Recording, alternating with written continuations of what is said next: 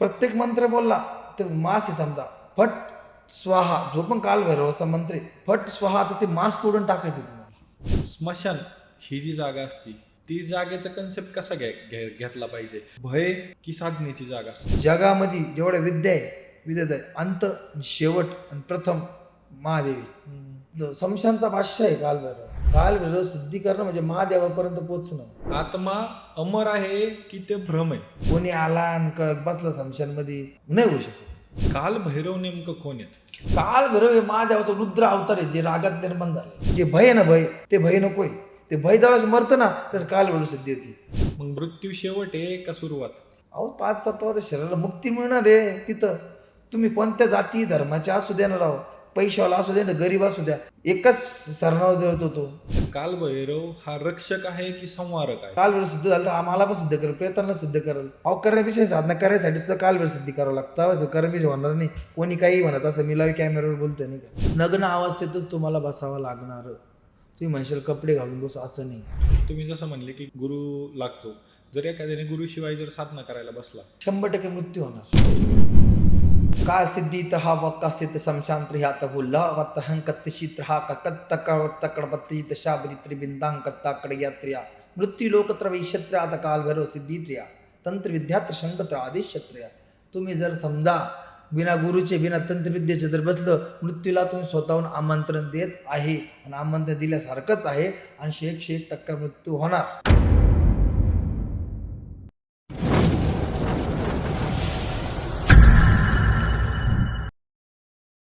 तर नमस्कार मंडळी, स्वागत आहे तुमचं पुन्हा एकदा कॉफी विथ सनी या चॅनलमध्ये. थंबनेल तर तुम्ही बघितलं असेल. आजचा टॉपिक आहे कालभैरव. कालभैरव आणि महाकाल हे तुम्हाला जवळपास सगळ्यांनाच माहीत असेल. जसं आपण महाकालचं दर्शनाला जातो, महाकालचं दर्शन झाल्याच्यानंतर आपण लगेच कालभैरव मंदिराकडे जातो. आज त्याच कालभैरवाबद्दल आपण चर्चा करणार आहोत. कालभैरव कोण होते, ते त्यांचं भैरव रूप कसं झालं आणि त्याबद्दलच्या बाकीच्या ज्या पण काही गोष्टी आहेत, भैरव साधना झालं, भैरव कसा प्राप्त केला जातो, त्यासाठी काय काय गोष्टी लागतात, हे सर्व आपण आज जय भाऊ आयरे यांच्याकडनं जाणून घेणार आहोत. परत एकदा जय भाऊ, तुमचं स्वागत आहे कॉफी विथ सनी या चॅनलमध्ये. ओम नमो आदेश. तर सर्वात पहिला प्रश्न असा आपल्याला जो पडतो तो म्हणजे भैरव किंवा कालभैरव हे नेमकं कोण होते? ते काय झालं, ब्रह्म भगवान आहे ना, ब्रह्मदेवाने ना रागामध्ये महादेवाची आलोचना केली. महादेवाविषयी ना त्यांच्याकडून खूप काप शब्द बोलले गेले. मग ते महादेवाला तो राग काही सण झाला नाही. ते रागाची उत्पत्ती म्हणजे कालभैरव.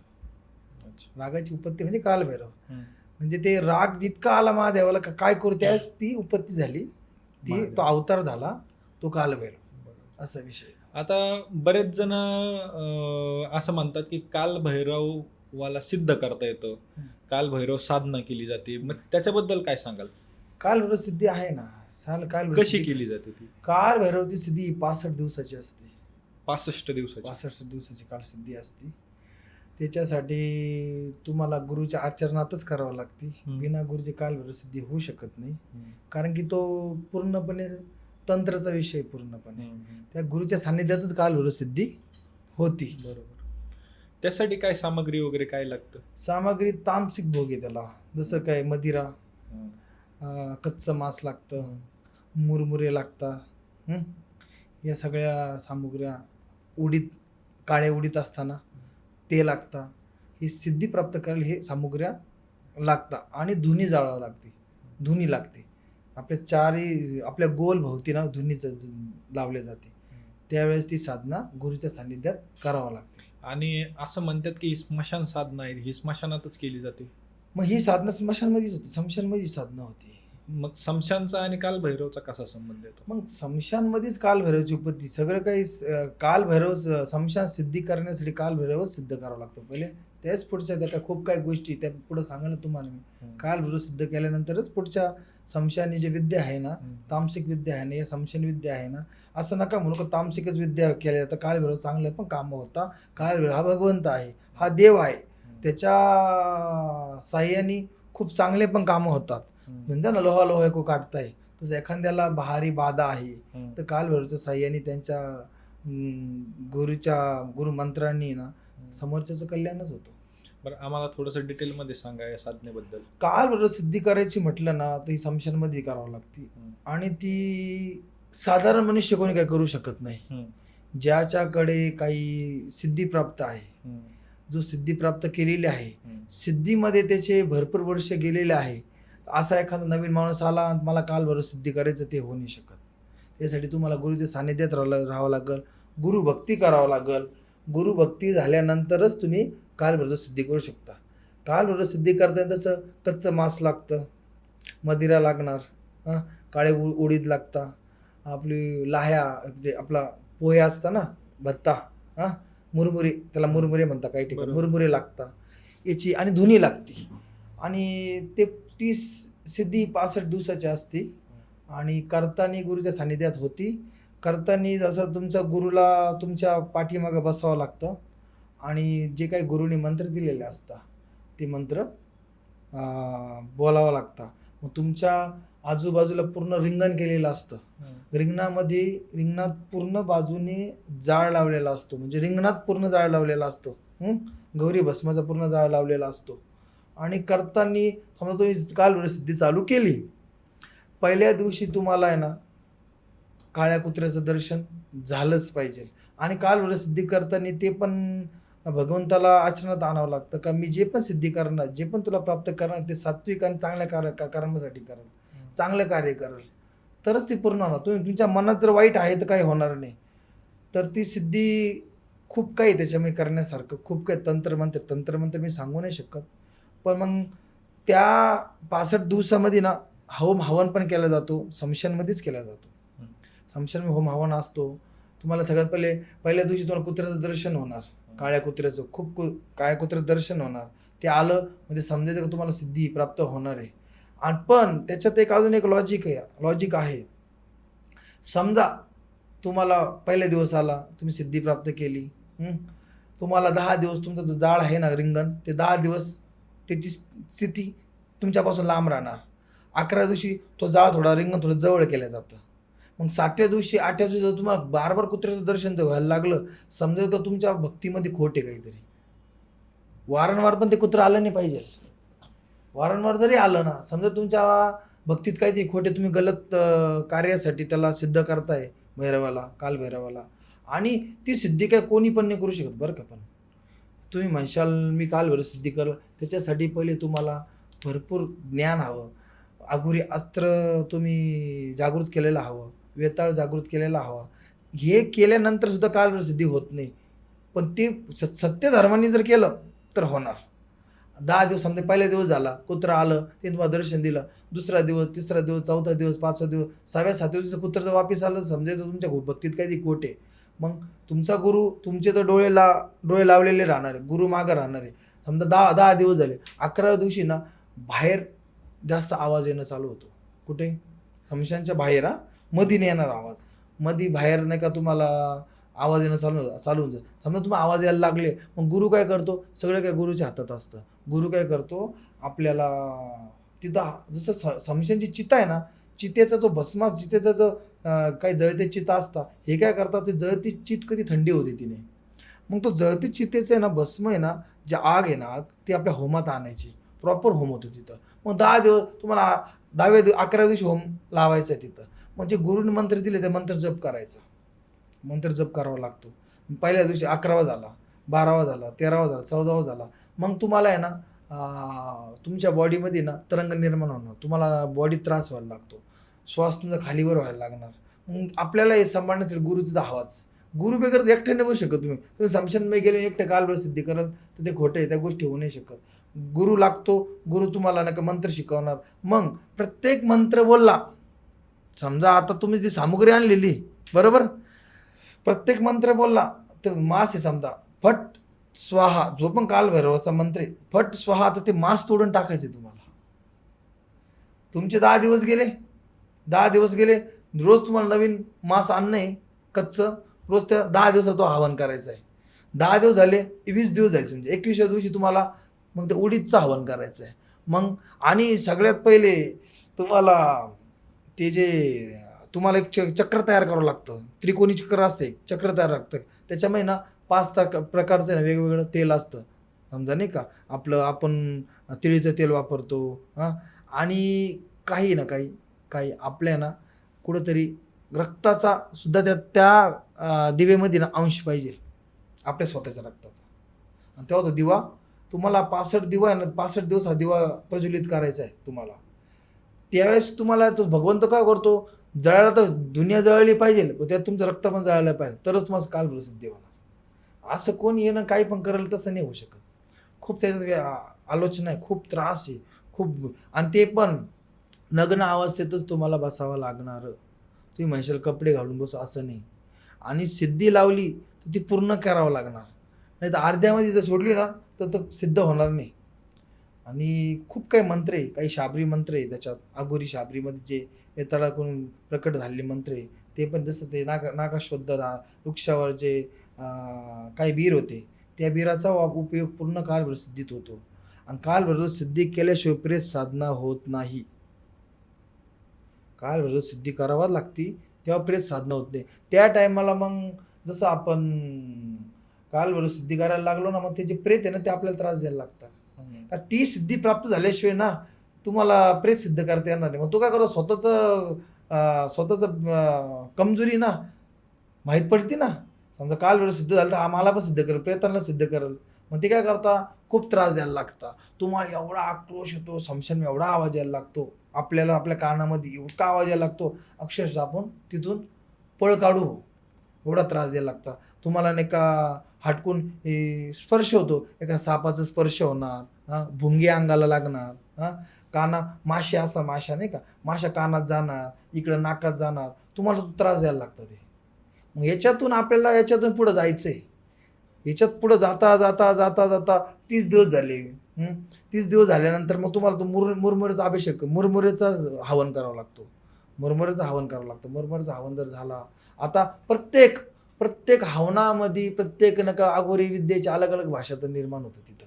ते तुम्हाला तिथं जसं शाबरीचं काव्य कसं आहे, तसं ते काव्य अघोरी काव्य असतं, ते तिथं वापरावं लागणार आहे. समजा तुम्ही मांस वापरताय, मांसाचं काव्य ते टाकावं लागणार. वत्ताकडा बंताकडा बत्री त्रहंबत्ता शंपत्री लहाता हिकडुगुड कंडाड बत्ताकडा कंडाबडा टिकड हंबट तुकड बत्ताकडा ताकडा शमशान काल भैरव सिद्धीकड बत्ता आदेश. हे अस्त्र तुम्ही टाकलं, तुम्हाला मांसचा भोग देता नाही मारावं लागणार, करावं लागणार. काही मराठी सिद्धी हिंदी मंत्र पण असतात, त्याचा उच्चार होऊ शकतो. पण कसं आहे, काही लोक बिना गुरुची साधना करू शकतात, ते पागल होईल, त्यांना त्रास होईल, त्यांच्या जीवाला धोका आहे. त्याच्यामुळे कोणी बी पॉडकास्ट बघून अशा साधना करू नये, कारण हे चुकीचं आहे पूर्णपणे. हे गुरुच्या सानिध्यात ज्याला काही विद्या येते प्रकट होती तोच करू शकतो. मुरमुरे समजा काळे उडीद असतात, काळे उडीदाचं खूप महत्त्व आहे तंत्रविद्येमध्ये. काळ्या उडीदचं पण हवन होईल होतं. असं बघा, मांसाचं हवन होतो, काळ्या उडीदचं होतं, मुरमुरेचं हवन होतो. नंतर मग तामसिक हे भोग, हे जे दारूचा भोग असतो ना, तो पण द्यावा लागतो.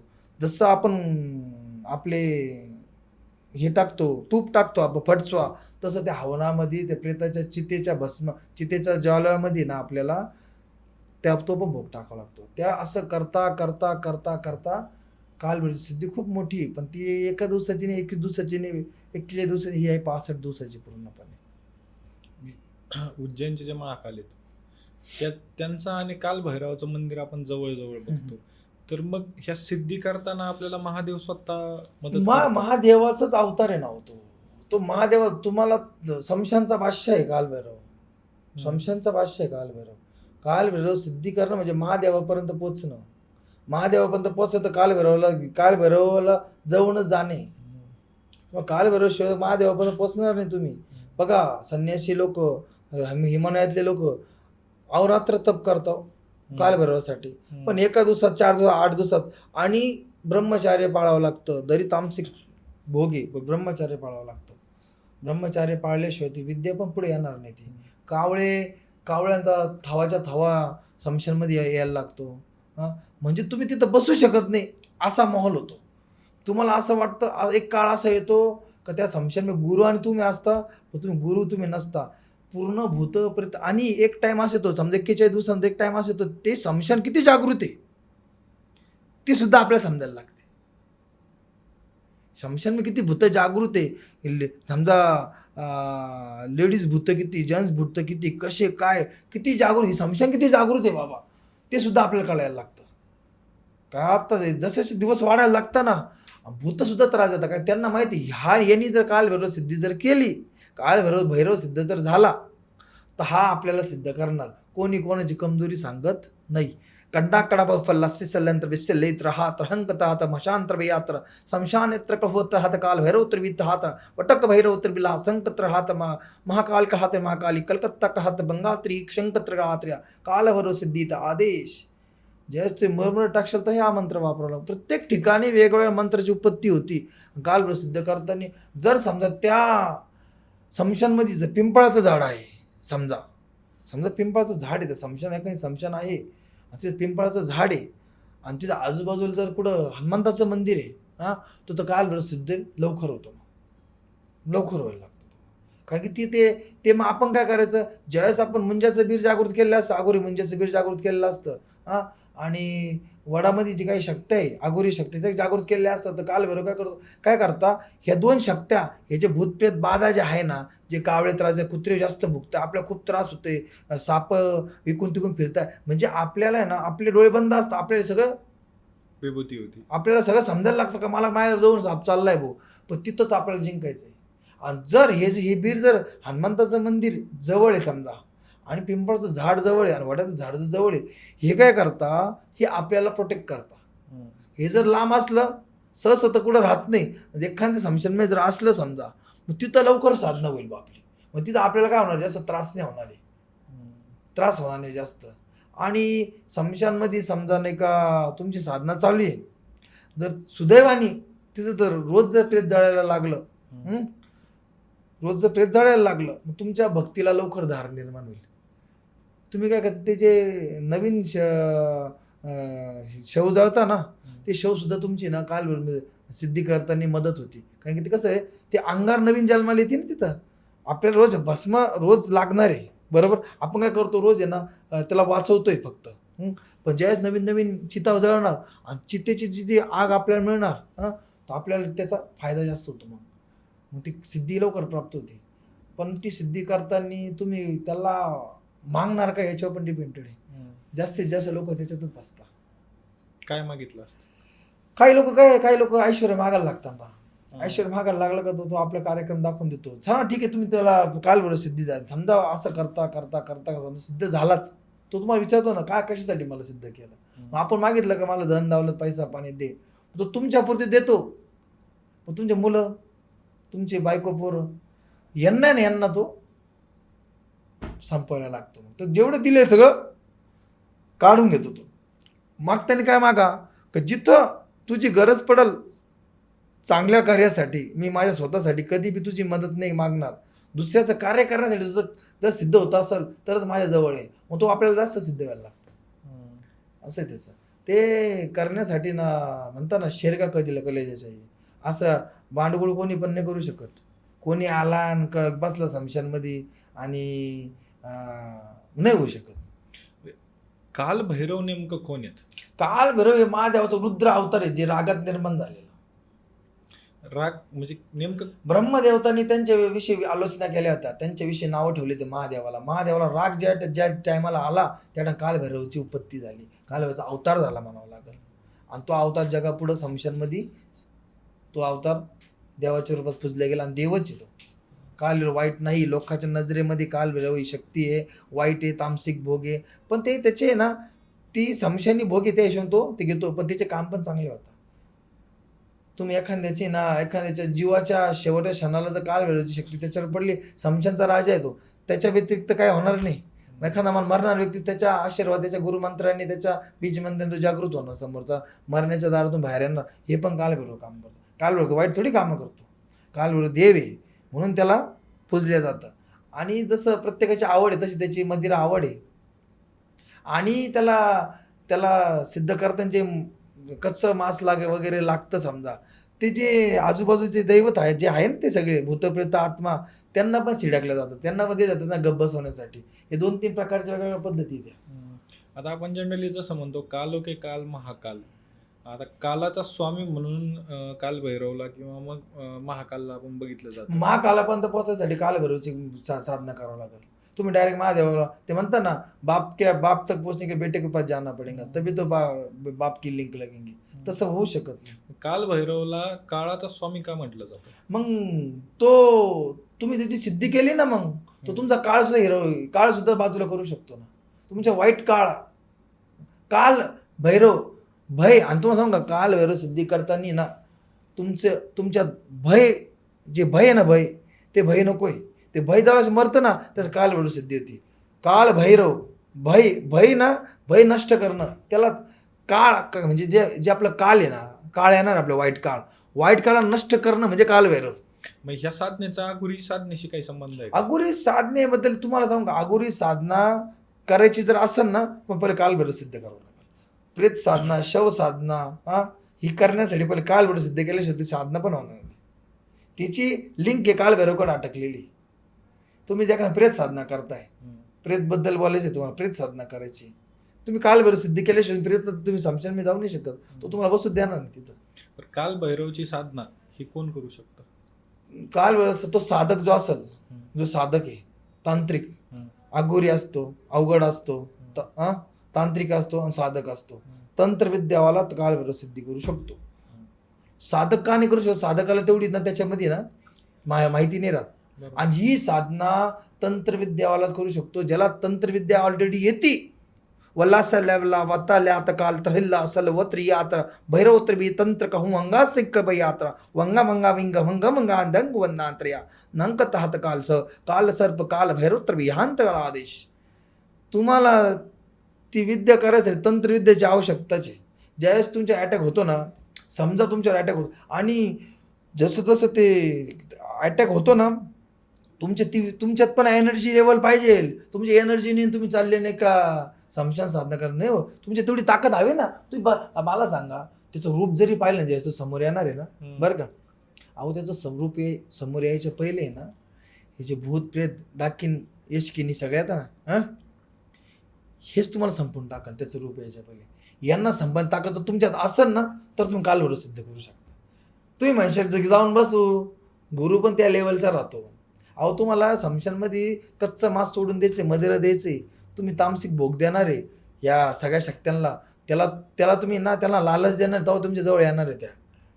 त्याला ते जवळ यायच्या ते ज्यावेळेस ते आपल्याला त्रास देणार समजा, तरच आपण काल भैरवच्या रस्त्यावर सरायचं आहे. तुमच्याशी काही स्कॅम होत नाही आहे ना, तुम्ही बरोबर चुकीचं म्हणून बसलेले आहे. तुम्ही जसं म्हणले की गुरु लागतो. जर एखाद्याने गुरुशिवाय जर साधना करायला बसला, 100% मृत्यू होणार. काल सिद्धी तहा वक्कासित समशांत्र ह्यात हुल्ला वत्रहंकत्तिशित्र हा ककत्तकड़पत्ति शाबरी त्रिबिंदांकत्ताकड़ यात्रिया मृत्यू लोकत्रविक्षत्र्या आता काल भैरव सिद्धीत्रिया तंत्रविद्यात्र शंकत्र आदेशत्र्या. तुम्ही जर समजा बिना गुरुचे बिना तंत्रविद्येचे जर बसलं, मृत्यूला तुम्ही स्वतःहून आमंत्रण देत आहे, आणि आमंत्रण दिल्यासारखंच आहे, आणि 100% मृत्यू होणार. साधक असू, नास्तिक असू, आस्तिक असू, कोणत्या धर्माचा असू, तो मरणार म्हणजे मरणार. आता जसं तुम्ही म्हणले की काल भैरव साधना, तर काल भैरव हा रक्षक आहे की संवारक आहे? हा रक्षक आहे, हा रक्षकच आहे. हा महादेवाचा रक्षक. महादेवा ज्यावेळेस राग आला त्यावेळेस तो महादेवाचा बदला घ्यायला गेला म्हणजे तो रक्षकच आहे ना. देवाचा बदला घेतो तो रक्षकच राहील ना, भक्षक नाही राहू शकत. काल भैरव सिद्धी केल्यानंतर तुम्ही ना तुमचं आयुष्य सुंदर जगू शकता. असं नाही का एवढं आहे. काल भैरव सिद्धी करताना ब्रह्मचारी असतं, 65 दिवस ब्रह्मचार्य काढावाच लागणार तुम्हाला. आणि तुमच्या मनामध्ये सात्विकता असावी. तुम्हाला जरी वाईट शक्ती त्रास देत आहे, पण तुम्ही त्याच्यावर एवढा भरोसा ठेवा का तुझ्यासाठी बसलेलो मी, पण तुम्हाला तंत्रविद्या आली पाहिजे ना. तुम्हाला हे बघा, जेवढं तो समोर येत नाही ना, तर तुम्हाला तुमचं प्रोटेक्ट तुम्हाला स्वतःला करायचं. आता या साधना ज्या असतात ते शक्ती म्हणून त्याच्याकडे कसं बघितलं जाईल? शक्ती म्हणून बघितलं, शक्ती की शक्ती म्हणून बघितलं. आणि जी भीती वगैरे येते, त्या भीतीला अडथळा म्हणाव की साधना करण्यासारखा एक मार्ग? साधण्याचा तो मार्ग आहे.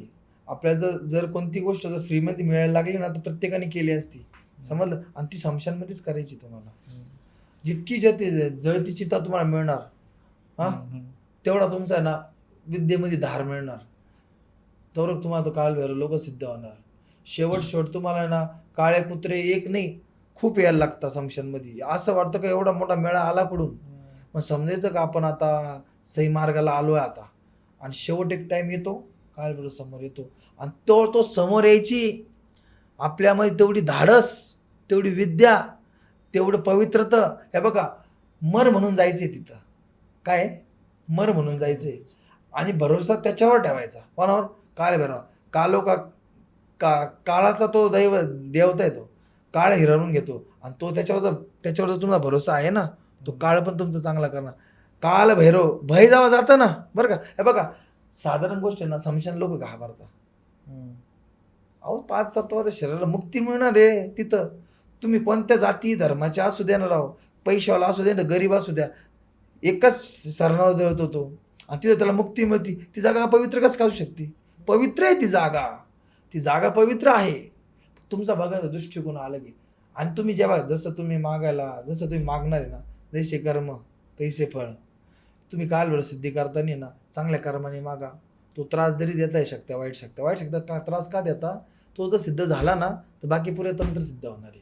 कलाता कंकट्ट कवियात कंटाकडात दशमुंडक काली त्रमिंकांकड बत्तुवला वला वला तेल्ला सक्कट्टंकडवात कालभैरव त्रिवीत्रांत्र्या शमशान कालभैरव शमशान वेद यक्षिणी डाक्षिणी त्रिव्यांतका कालभैरव सिद्धीतिरा अस्त्र भैरव कालभैरव अष्टभैरव त्रिवेंत्रला आदेश महाकाल आदेश महाकाली कलकत्ते बंगाल गोरक्षवाचा आदेश शिव गोरक्षवाचा अलख त्रिवेतांकड कालभैरव. ही ज्यावेळेस तुमच्या अटॅक होणार आहे, तो तुमचं परीक्षा एवढा घेतो, इतका त्रास होतो, पण दैवत सिद्ध करायचे, समशानमध्ये बसून करायचं. त्याच्यामुळे आपल्याला आलोचना, आपल्याला त्रास. अहो आपण आहे ना आपल्या दैवताकडे घाण नजरेने बघायला लागतो, डोळे बंद असतात आपले एवढे विचार वाईट येतात. त्या वाईट विचारांचं निघायला लागलं, जसे तुम्ही 40 दिवसाचे पुढे व्हायला लागता ना, 50 दिवस झाले, 55 झाले, तसे तुमचा त्रास वाढायला लागतो. एक काळ असा येतो का तुम्ही बसू नाही शकत, आणि तिथंच तुम्ही हारणार आहे, जिंकणार आहे. तिथं जिंकणार आहे तुम्ही, हारणार किंवा जिंकणार तिथंच आहे. सिद्धी खूप मोठी आहे ती साधारण व्यक्ती तर करू नाही शकत. आता आमचं कसं झालं, आम्ही गुरुच्या सानिध्यात या गोष्टी झालेल्या आहे, गुरुच्या ताकदीने झालेल्या आहे, आणि गुरु तेवढा बलवान हवा, त्याला या गोष्टी त्यांनी केलेली हवी सिद्धी. आता त्यालाच माहिती नाही, आणि आपण जाऊन बसायचं, तो त्याचा पण कार्यक्रम आणि आपला कार्यक्रम. बरोबर. स्मशान ही जी जागा असती, ती जागेचा कन्सेप्ट कसा घेतला पाहिजे? भय की साधनेची जागा? साधनेची जागा आहे ती. जगात जेवढे प्रकांड पंडित, जगात जेवढे साधक, जगात जेवढे अघोरी जन्माला आले, शेवट त्यांनी देव प्राप्त केला तो समशान. 5 तत्वाला त्यांनी तिथं 5 तत्वाला मुक्ती मिळते. ती जागा अशुद्ध कधी असू शकत नाही. शुद्ध जागा आहे. आपली मानसिकता आहे ती. तुमचं माझ्याविषयीचं मत वाईट आहे ना, तर मी किती जोर गागलो, मी चांगला आहे, मी कधीच होऊ शकत नाही चांगला. आणि हे सगळं काही शिकवणारा महादेवाची, ही महादेवाची सगळी लीला महादेवाची. महादेवापर्यंत पोहोचण्यासाठी ना या सगळ्या गोष्टीपर्यंत जावं लागणार. आणि जगामध्ये जेवढ्या विद्या आहे, विद्याचा अंत, शेवट आणि प्रथम महादेवी समशानमध्ये. आणि तुम्हाला कालभैरव सिद्धी करताना तुम्हाला कालीचे अस्त्र स्त्रोत हे सगळे आले हवे, ती पण तुम्हाला मदत करते तिथं. ती मदत करते तुम्हाला त्याच्यापर्यंत पोहोच, ती मदत करते. पण तुम्हाला त्या मुंज्याचं अस्त्र यायला हवं, वेताळ साधना केलेली हवी. म्हणजे ते प्रोटेक्ट जे शक्त्या त्रास देणार तुम्हाला ना, त्या शक्त्या तुम्हाला त्रास देणार तर 100% दे. तुम्हाला त्यांना उठवायचं, तुम्हाला तिथून त्याला उठवायचे. मग तुम्ही जे बीर जागृत केले, कालीचं बीर जागृत केले, वेताळ बीर जागृत केले, कालिक अस्त्र जागृत केले, आगुरी अस्त्र जागृत केले, याचा उपयोग तुम्हाला पूर्णपणे तिथं होणार. आणि जो दिवा आहे ना, दिवा पण तुम्हाला ना 65 दिवस जागृत ठेवायचा आहे. रोज तुम्ही इतकी हवा, इतका वारा, इतके बावधन येणार, तुम्हाला रोज त्रास सहन करायचा आहे. रोज तुम्हाला आहे ना त्या 5 तेलाचा दिवा लावायचा आहे. त्यात तुम्हाला रक्ताचा अंश टाकायचा, तुमच्या स्वतःचा रक्त जाळायचं तुम्हाला तिथं तुमचं स्वतःचं. तेव्हाच तुम्ही कालभैरव सिद्धी करायचा. ही तयारी सगळी ठेवावी लागते. नग्न अवस्थेत बसायची ही तयारी ठेवावी लागते तुम्हाला. त्यावेळेस तुम्ही कालभैरव सिद्धीपर्यंत पोचणार. आणि पोचल्यानंतर वचन घेताना पण तुम्हाला त्या लेवलचं वचन घेतलं हवं, तरच तुम्हाला पुढं जय लागणार आहे, पुढं तुम्हाला त्याचं सक्सेस मिळणार आहे. नाही 100% ना 95% लोक आहे ना तिथंच फसतात वाचनामध्ये. आता आत्मा ज्याला आपण म्हणतो, तर ही आत्मा अमर आहे की ते भ्रम आहे? आत्मा ही अमरच आहे. कुठून कोणत्या कोणत्या योनीत प्रवेश होतोच तिचा शेवट. ह्या तत्वातून काय निघतं असं काय निघून जातं. हां, काय शरीरला खोकवून जातं, त्याला मारा हाना काही करा काहीच होत नाही. एक काहीतरी निघून जातं ना, ते कुठून कुठं प्रवेश होतोच तो. मान्य करा अगर नका करू. मी देवाच्या दैवताला मानतो तर मी मान्य करणार का, कोणत्या ना कोणत्या योनीत त्याचा प्रवेश होणार आहे. मग जैसे कर्म तसे प्रवेश होणार. मग तुम्ही कोणत्या पण कशात पण प्रवेश होऊ शकता. तुमचे कर्म किती चांगले होते, तुम्ही तुम्ही तुमच्या ज्यावेळेस तुम्ही होते तुम्ही कसे कर्म केले त्याच्यावर पण आहे. मग मृत्यू शेवट आहे का सुरुवात? मृत्यू खरं बघायला तर गेलं ना, तुमचं जन्म आहे ना, जन्मच तुमचा जन्मावरच सगळा खेळ आहे. जन्म हे सत्य आहे. जन्म सत्य आहे म्हणून मृत्यू अटळ आहे. जन्म घेतल्यानंतर मृत्यू होणारच नाही ना. जन्म हे सत्य आहे. ते म्हणता ना एक शमशान मिले का यहाँ तक लाया शुक्रिया इसके आगे मैं अपने आप चला जाऊंगा. यहाँ तक लाया शुक्रिया इसके आगे मैं अपने आप चला जाऊंगा. हां, ते सगळं ना आत्मा आहे ना हा विलीनच होतो कुठं ना कुठं तरी. तो कुठं ना कुठं ते कुठं ना कुठं प्रवेश करा. फक्त तुमच्या कर्मावर आहे. तुमचं कर्म किती अटूट होते, किती चांगले होते, का तुम्ही कुठं जाणार. सतकर्म करशाल का तुम्हाला चांगल्या ठिकाणी ते प्रवेश होणार. वाईट कर्म करशाल स्वर्ग हे नरक हे सगळ्या दरवाजे इथं जगात. जे करशाल ते सत्य करा. सत्य करशाल आणि ह्या विद्येचा जर गैरवापर करशाल तर त्या सरणावर आहे ना शेवट एवढे हाल होता. तुम्ही ह्या जी विद्या प्राप्त केलेल्या ना याचा वाईट खूप लोक आहे ना. मग इकडे घ्या ना कामाख्याला घ्या ना, पूर्ण गाव आहे तिथं. काय करता लोक माहिती का, मारणक्रिया आहे. मारणक्रिया करायसाठी घराघरात बाबा आहे. तो म्हणतो त्यांनी एवढे घेतले तर मी एवढे घेतो, तो म्हणतो तेवढे घेतो. तिथं त्यांनी मारणक्रियेचा खेळ केलेला आहे. मग शेवट मृत्यू कशा माहिती का, त्या शमशानमध्ये जळताना अक्षरशः ना त्यांचे किडे पडून मेलेले ते लोक. असे तांत्रिक होते जे त्यांनी त्यांच्या हाहाकार केले. शेवट त्याचा मृत्यू घाण आहे. म्हणून ह्या विद्या करताना हात जोडून विनंती प्रत्येकाला, ह्या विद्या शिकताना गुरु चांगला शोधा आणि विद्या जर प्राप्त झाली त्याचा उपभोग लोकांच्या चांगल्यासाठी करा. सात्विक करा. लोहा लोहे को काटता है आणि सोन्यालाच घसून जळावं लागतं त्यावेळेस त्याची क्वालिटी दिसते. तसं आहे सत्य. सत्याला आहे ना, ही सत्य आहे. आगुर विद्या आहे, शमशानी विद्या आहे, शेव साधना आहे. सगळ्या करण्यापेक्षाच करण्यापेक्षा साधना करायसाठी सुद्धा कालभर सिद्धी करावं लागतं. करण्यापेक्षा होणार नाही. कोणी काही म्हणत असं मी लावी कॅमेऱ्यावर बोलतोय नाही का. काल भरोस तपाला काल भरो बल्ला अशा कट्टीला हा काल भरो सिद्धीत राहता शमशान भाष्यात्रया नाथ पच्छिंद्रिका दत्तात्र बंगाल त्रयला नवनाथ शिकत्रात्रिया नहार बिल्लावर लहारी को लहारी के लात्रिया शमशान विद्या सिद्धीत कर्ण पिचासनी त्रियात अवघड पीर त्रिविधात हंकड पदात्रिया. हे जे अवघड पीर राहताना सगळ्यात अघोरी सगळ्यात मोठा आहे. अघोरी नंतर अवघड पीर, नंतर तांत्रिक, नंतर साधक. साधक लगेच करू नाही शकत. साधक हा डायरेक्ट शमशान विद्याने करू शकत, तांत्रिक करू शकतो. आणि अवघड पीर आणि आगोरी यांच्यात यांनी ह्या क्षेत्रातून गेलेले असतात म्हणून त्यांच्याकडे सिद्धी प्राप्त असते. तुम्ही बघा एकदम त्यांचे तब्येत एकदम बारीक असता, पूर्ण आयुष्य जळलेलं असतं शमशानमध्ये. मग त्यांना का बरं काय होत नाही, ते का बरं मेले नाही. तिथं वाईट येतं. वाईट नाही, शमशान चांगली जागा आहे. आपले बघायचं दृष्टिकोन अलग आहे. तुम्हाला जर चॉकलेट आवडतं ना तर एखाद्याला कॅडबरी आवडते, कॅडबरीवाला चॉकलेट आवडत नाही. तसंच आहे खाण्यापिण्या प्रत्येकाला आलं तर शमशानमध्ये अशा काही शक्त्या वाईट शक्त्या का त्यांच्यासाठी ते फेकपाक करावं लागतं. तसं कच्चं मांस आहे.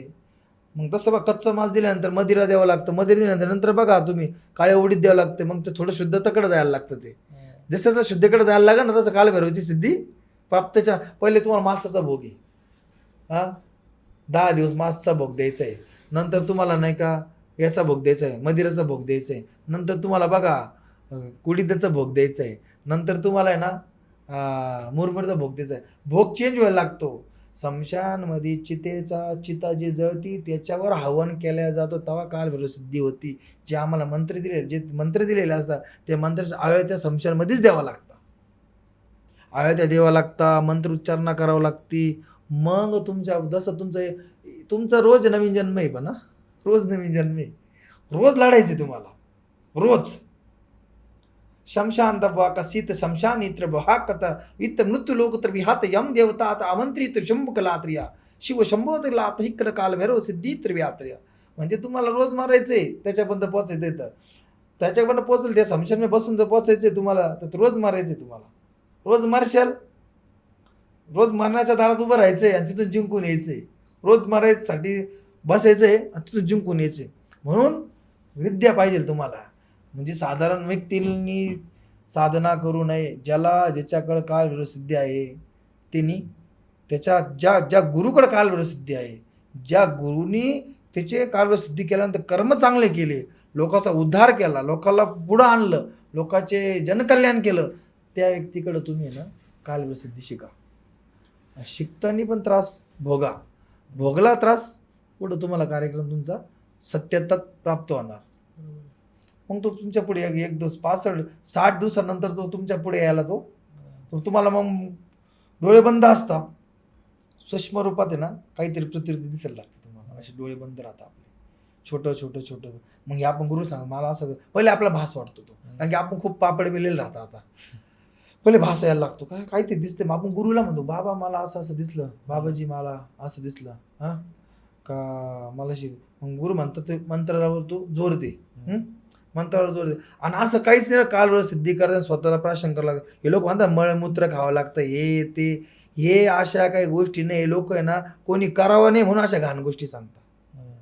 मलमूत्र काय खावं लागत नाही तुम्हाला. आहे ना हवनामध्ये ना मदिराचं आवाहत्या द्यावं लागता, कच्च्या मासाच्या आवाहत्या द्यावं लागता, हां हे मुरमुरच्या आवाहत्या द्यावं लागता. लाह्या बांधणं म्हणजे काय माहिती का, ज्या टायमाला आपण समशाला लाह्या बांधावं लागतं. लाह्या बांधणे, लाह्या तयार करताना ते उडीत जे असतं, ज्यावेळेस उडी आपण त्या भस्म ज्याच्यात फेकून आपण होमामध्ये त्या अग्नीने ते काय होतं, ते लाह्या तयार होतात त्याच्या. मग त्या लाह्या बांधल्यानंतर पण ती एक तंत्रविद्या आहे. मग ते काय करावं लागतं, ते जे लाह्या तयार झाल्या ना ते काय करतात, बाहेर पडतात. मग ते बाहेर पडल्या का त्यात उचलायच्या आपण, बरोबर. त्या उचल्यानंतर ना एक यंत्र आहे, एक यंत्र आहे. ते यंत्र त्या लाह्याने यंत्र काढायचं, त्या लाह्याने यंत्र काढायचं. मग लाह्याने यंत्र काढलं का मग तुम्हाला ते यंत्र पूर्ण तुम्ही तयार केलं. तुम्ही यंत्र तयार केल्यानंतर ना ते यंत्रामध्ये तुम्हाला आहे ना 8 दिवे लावावं लागतं. 8 दिवे लावले तुम्ही, मग ते दिवे तुम्हाला लावायचे. त्यावेळेस तुमची परीक्षा चालू होऊन जाते. खूप वारे वावदा नाही, हे ते सगळं चालू होतं. पण दिवा जाळायचा तुम्ही, विजू द्या, दिवा जाळायचा. लाह्या जशा आहोत देऊ तशा लाह्या तयार होणार. मग त्या लाह्याचं यंत्र तयार करायचं. यंत्रावर मग जसं यंत्र तयार करू ना, मग त्याचा मदिरा असतो तो आपला, जी दारू असते ना, ती दारूचं पण ते यंत्र तयार करतं. दारून त्याच्यावर दारू टाकायची सगळी, बरोबर. दारू टाकल्यानंतर ना मग हे कच्चं मांस आहे ना, कच्चं मांस, मग नंतर शेवट ना कच्चं मांस भाजावं लागतं आपल्याला. मग कच्चं मांस भाजलं का आपण ते कच्चं मांसाचे ना तिथे ना अशा पंक्ती लावायच्या. तुम्ही पूर्णपणे तिथे एक आहे ना एक बफे टाईप सिस्टम तयार करते. आता कोणतरी येणार ते आता खायला, सिस्टमच तयार आहे. तुमच्या लाया बांधल्या, तुमचे उडीद ज्वारी झालं, तुमचे मुरमुरे झाले, मुरमुरे जळून आहे ना पूर्ण काळे काळे खाकवायला लागतात, ते पण खाली पडतात. मग तुम्हाला रोज फक्त ती एवढं आहे भाऊ, 65 दिवस तुम्हाला चिता थंड होऊ द्यावा लागत नाही, तुम्हाला ती जाळणंच आहे. मग तुम्ही पहिली रोज चिता जाळली, त्याच्यात लाकडं घेणे, नाही तर तुम्हाला रोज ती जाळणे. मग रोज तयार करणे, तुमचे लाकडं टाकून जाळणं, तिला ते चालू ठेवायची. ती धुनी चालूच राहिली पाहिजे कोणत्या ना कोणत्या. मग ते कन्सेप्ट आहे, तुम्ही कसं चालू ठेवशाल ती पण एक भारी. ते जरी आपल्याकडून पूर्णपणे थंडी झाली, साधना तुटली, मग तुम्ही 40 दिवस झाली, तुम्हाला फार दिसायला लागला छोटा आवडा दिसतो. पहिले आपल्याला असं वाटतं काहीतरी खोटं दिसतंय अरे, पण असं करता थोडं एवढं दिसतं, मोठं दिसतं, थोडं मोठं दिसायला लागतं. जसं मोठं दिसायला लागतं, गुरु आपल्याला सांगतो का त्याची सिस्टम अशी आहे, त्यांनी केलेला असतो ना. पण मग तुम्हाला आहे ना कर्कश आवाज शमशानमध्ये येणार, कर्कश, इतके कर्कश आवाज येणार का तुम्ही तिथं बसूच नाही शकत. तुम्हाला जर समजा गरमीचे दिवस आहे ना, ते तुम्हाला बळजबरी थंडी वाजेल, तुम्ही जरी जाळा समोर आहे. मग ह्या सगळ्या गोष्टीतून तुम्हाला जायचं आहे. मग जाता नग्न अवस्थेत बसावं लागतं. 1 दिवस बसला, 4 दिवस बस, असं नाही. रोज तुमचा टाईम फिक्स आहे. तुम्ही रात्री बसले 1 एक दीडला एकला बसले समजा तर तुम्हाला 3 वाजेपर्यंत बसण्याची, 12ला बसले तर 3 पर्यंत बसण्याची तुम्हाला. 12:30 नंतर सहसा बसता तिथं, 12 12:30 नंतर बसता. 12:10 12:15 12:20 अशा एक टाईम राहतो तुम्हाला. 3 वाजेपर्यंत बस नाही, 3 वाजेपर्यंत तुमची पूजा चालणार आहे. हा 3 वाजेच्या नंतर तुम्ही बसू नाही शकत, मग तुम्ही मुहूर्त चेंज होऊन जातो, त्यांचे काळ संपतो. असं पुढं पुढं पुढं पुढं केले, मग तो यंत्र तयार झाले. यंत्रामध्ये तुम्ही यंत्रातच तुम्हाला तिथे ना यंत्रातच तुमचं आहे ना का मन भटकायला लागतं. यंत्र तयार झालं, तुमचं मन भटकणं चालू झालं, मग तुम्हाला गुरुविषयी पण वाईट वाटायला लागतं का काय करतोय हा, पागल तर नाही, येड्यात तर नाही काढायला मला, हां त्याच्यावर राग यायला लागतो. मग तिथं आपण आपल्या गुरुविषयी पण विचार करायला लागतो, हा येड्यात तर नाही काढतोय, हा मला शिकवतो का, खोटं तर नाही शिकवतोय. मग असं व्हायला लागलं समजायचं का तुम्हाला एक कोणतरी निगेटिव्ह शक्ती तुम्हाला ती त्याच्यातून तोडती. फक्त तुम्हाला लावून राहायचं शेवटच्या क्षणापर्यंत. आणि जेव्हा तो शेवट आला मग तुम्हाला ते वचन घ्यायचे. वचन पण घ्यायचं गुरुनी सांगायला राहतं. या गुरुनी वचन कसं घ्यायचे, वचन घ्यायची क्वालिटी वेगळी आहे. वचनात जर तुम्ही फसले तर तुमचा कार्यक्रम झाला. म्हणजे हे काम कसं, एक तर करा अगर नाही तर पळू नका. मग एक तर पळायचं नाही याच्यामध्ये. एक तर मग आपला कार्यक्रम आपण स्वतःच देणार आहे. आपला कार्यक्रम आपण स्वतःच, म्हणजे आपल्या चितेवरचे लाकडं आपण रचतोय. काल सिद्धी करणं म्हणजे चितेवर लाकडं रोज नवीन नवीन आपण लाकडं आणून ठेवणे स्वतःसाठी. आपल्याला मरायचं आहे आपण, म्हणजे आपली चितेवर आपली चितेला आपण जाळतोय स्वतःला. हे रोज एक नवीन नवीन समजा 9 मन लाकडं लागणार आहे. आज समजा तर रोज 2-5 किलो 10 किलो 15 किलो आणतोय आपण, 20 किलो 50 किलो लाकडं आणतोय आपण आपल्या स्वतःसाठी. मग त्या बारीक आणतोय का छोटे आणतोय का एक खटी आपली पुरे तयार करतोय आपल्यावर येऊन. पण डटे रहना पड़ता है. सप्पा सेम पात्री हाथ शमशानी वलनांतरी शमशान भैरव तंत्र कहत भैरव अस्त्र कहत भैरव तंत्र अघोरी इलम तबी यात्रिया महाकाल इलम अघोरी इस्त्र कलह नांगड़ बत्तवी इलाकसया अघोरी इलम बद बंगाल इलम तबी छात्र अघोरी अस्त्र वंगाटी कहत नवनाथ भक्ति सार आदेश कलात्रिया. बारा मल्हार गाव आहे, वेताळाला सुद्धा टेकवलं बडे बाबाने. त्याच्यामुळं त्या टायमात नाथांची पण साथ हवी बरं का. हे लोक म्हणतात ना समशनने देव बी आपल्याला वाचायला तर पाहिजे ना, आपल्या वाचायला चांगली शक्ती पाहिजे ना. मग आपल्याकडे हे बाकीचे अस्त्र पण आहे. लोक म्हणा बीर जागृत केलंय, मग तुमच्या आगोरी बीर असतं, मुंजाई बीर असतं, हनुमंत बीर असतं, कालिका अस्त्र असतं. अस्त्र आपल्याकडे जागृत हवे. गुरु आपल्याला मदत करणार आहे, पण आपण पण आहे ना सक्षम आहो. कारण की त्या रिंगणामध्ये ना नंतर तो जो गोल रिंगण असतो ना पूर्ण जाळेचा, जसे दिवस जास्त जाणार तो जवळजवळ येणार ते आग बरं का आपल्या. हां तो मोठा रिंगण आहे, 8 दिवस झाले थोडे अजून जवळ आले, म्हणजे आपल्याला तापवायचं आहे त्याला पूर्ण. आपली बॉडी पण तापवतोय आपण आपले स्वतःचे लाकडं नाही का जळतोय आपण आपले. पण शेवट समजा ना हा रिंगण एवढा हल्ले आता, तर तुमची तेवढी ताकद हवी का तुम्ही त्याला मात करायची. म्हणजे रोज मारायचं आहे, मारता मारता जिंकायचं आहे. आणि ज्यावेळी तुम्ही जिंकले तेच तुमचं आयुष्याचं कल्याण झालं. पण ते पण शेवट जिंकताना पण वचन घेतल्यानंतर फसले, मग तरी पण मेले. म्हणजे त्यापेक्षा एक तर पडू नका त्याच्यात. पडलं तर पूर्ण सानिध्यात, आणि याच्यानंतर आपल्याला काही भेटणार नाही भाऊ असं म्हणून पडा. आणि ते जर केलं तर तुम्ही पुढे शवसाधना करू शकता. बरोबर, शवसाधना हे कर्ण पिचसनी जे म्हणता ना यशकिनी, हे कालभैरव सिद्ध झाल्यानंतर ते होतं. कोणता जो म्हणताच ना पागल का मी यशकिनी माझ्याकडं हे ते त्याकडे हे जर सिद्धी नाही ना तर तो ते करू शकत नाही. याच्याकडे हेच हे म्हणजे पासवर्ड, हे कालभैरव पासवर्ड समशानच्या विद्येचा. तुम्ही डायरेक्ट काही प्राप्त करू शकत नाही. मुंजा देवमुंजा प्राप्त करणं वेगळं, तो तिकडं दुसरीकडे आहे. तर समशानमध्ये काय संबंध नाही त्याचा. तुम्ही तो आहे ना पिंपळ आमंत्रण दुसरीकडे प्राप्त करू शकता, त्याला तो तिथं येणार तुमच्या. पण तुम्ही म्हणशाल नाही का कालभैरव सिद्धी नाही करणे पिचसनी करतोय साधना, ते जे लोक म्हणतात ना ब्रॉडकास्टरले लोक म्हणतात माझ्याकडे करणे पिचसनी, माझ्याकडे असे माझ्याकडे तसं हे ते. ज्याच्याकडे समशानी साधनेचा बादशाह कालभैरव सिद्ध आहे तोच या बाकीची विद्या करू शकतो. हा तुम्ही दैवत जागृत कराल, हे नाही डायरेक्ट होणार. ठीक आहे, धन्यवाद. ओम नमो आदेश. ओम नमो आदेश. तुम्ही अतिशय कालभैरवाबद्दल अतिशय चांगली माहिती दिली, जी शक्यतो कुणाला माहिती आहे अशी माहिती तुम्ही दिली. तर धन्यवाद परत एकदा, तुम्ही आमच्या पॉडकास्टमध्ये आले, ही अशी चांगली माहिती दिली त्याबद्दल धन्यवाद. आदेश.